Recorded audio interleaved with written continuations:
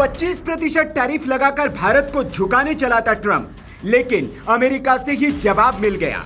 भारत की अर्थव्यवस्था पर नहीं पड़ेगा असर। हवा वही निकाल दी गई जहां से उठी थी। जी हां, भारत में राहुल गांधी भले ही ट्रंप के बिगड़े हुए सुर में सुर मिला ले, लेकिन अमेरिका के पूर्व अधिकारी ही मानने को तैयार नहीं है कि ट्रंप के इस चाल का भारत की अर्थव्यवस्था पर कोई असर पड़ने वाला है।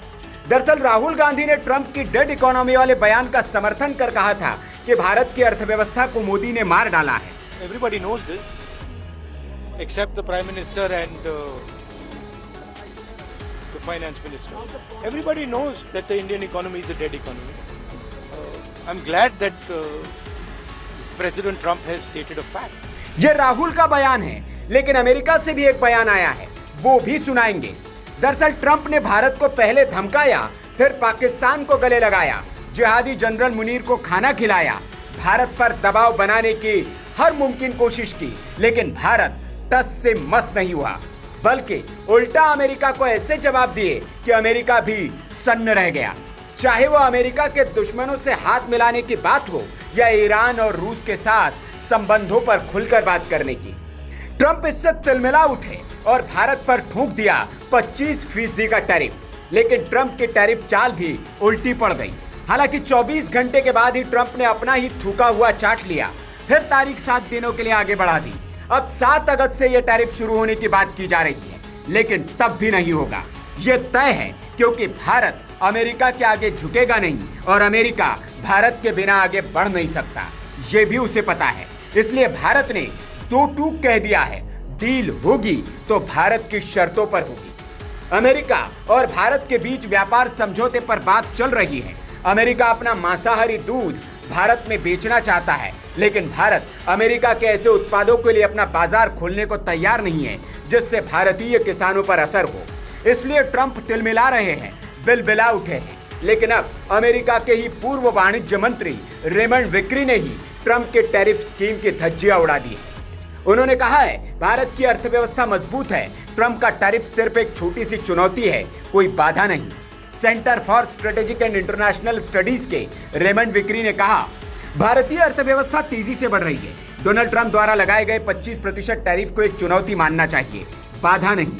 अमेरिकी राष्ट्रपति ट्रंप का यह फैसला दशकों से वैश्विक व्यापार को सहारा देने वाले बहुपक्षीय व्यापार ढांचे से दूर जाने का संकेत है। हालांकि इसके बावजूद भारत की दीर्घकालिक संभावनाएं उज्जवल बनी हुई है। भारत की आर्थिक मजबूती, इसका विशाल बाजार और प्रतिस्पर्धा के लिए इसका खुलापन इसे आगे बढ़ाता रहेगा।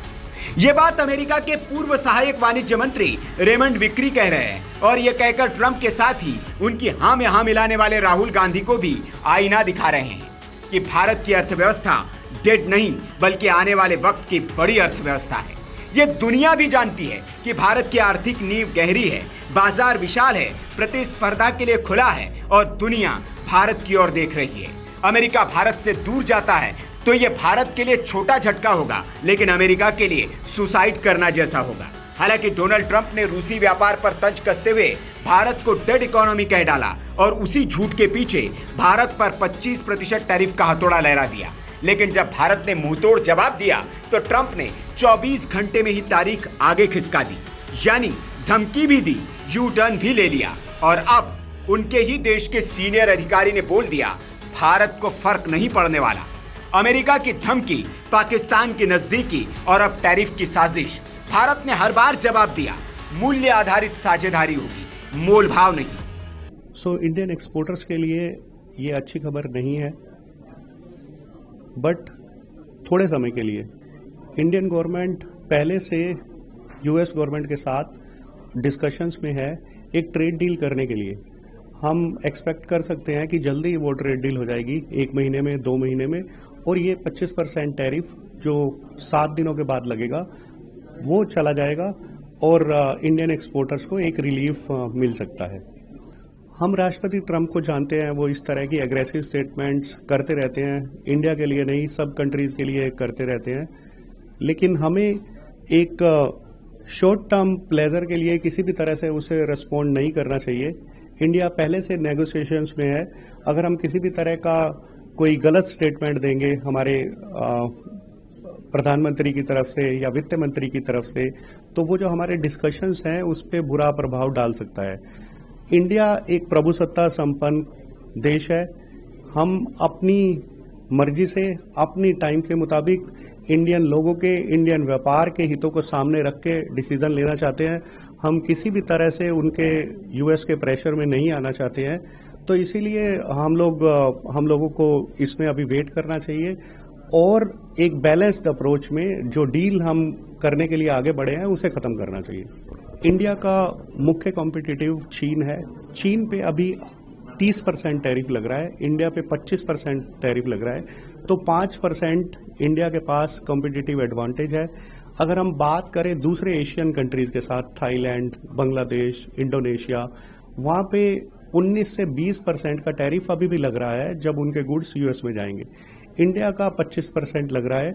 सो थोड़े समय के लिए इंडिया के लिए प्रॉब्लम है, लेकिन इंडिया 4th लार्जेस्ट इकोनॉमी है। हमारा मैन्युफैक्चरिंग बेस बहुत बड़ा है। सो हम इस 5% डेल्टा को भी कोप कर सकते हैं और आने वाले समय में जैसे ही हमारी ट्रेड डील होगी, हम इन कंट्रीज से बेनिफिशियल सिचुएशन में पहुंच सकते हैं।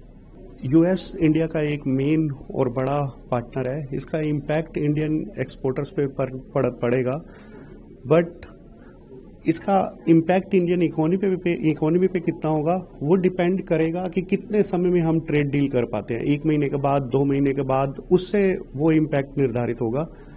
नॉर्मली जो अभी हमने कुछ रिपोर्ट्स देखी हैं, इंडियन इकोनॉमी पे ये जो इंक्रीज टैरिफ है 10 से 25% इंडिया पे लगने लगा है, उससे हमारी जीडीपी पे 0.2% का फर्क पड़ सकता है।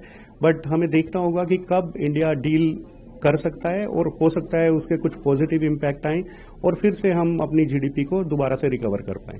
अमेरिकी राष्ट्रपति ने कल ऐसा वक्तव्य दिया है कि जिसमें कि उन्होंने कहा है कि उनके हिसाब से भारत ने रूस से तेल खरीदना बंद कर दिया है। ये वक्तव्य मेरे ख्याल से तथ्यों पर आधारित नहीं है और आगे चल के देखना होगा कि ये सही निकलता है या नहीं।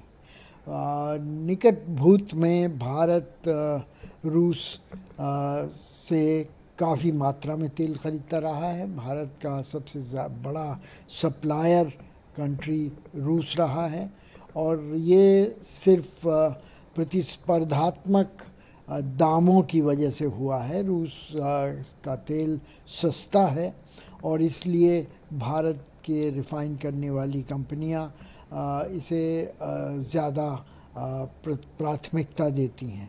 तो इस तथ्य को किस तरह से तोड़ मरोड़ करके या छोटी अवधि के लिए देखा जा रहा है, ये आगे चल के पता लगेगा।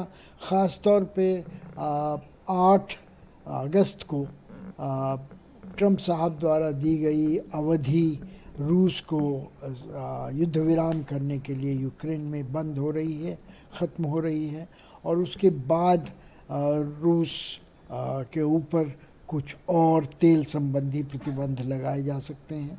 तो ये उस हफ्ते के लिए छोड़ना होगा। अभी सरकारी प्रवक्ता ने ये स्पष्ट किया है कि भारत एक सार्वभौमिक देश है और अंतर्राष्ट्रीय व्यापार संगठन WTO की शर्तों के मुताबिक ये सारे देशों से व्यापार करने के लिए मुक्त है और अपने आप अपने हित में जिसके साथ व्यापार करना चाहे कर सकता है।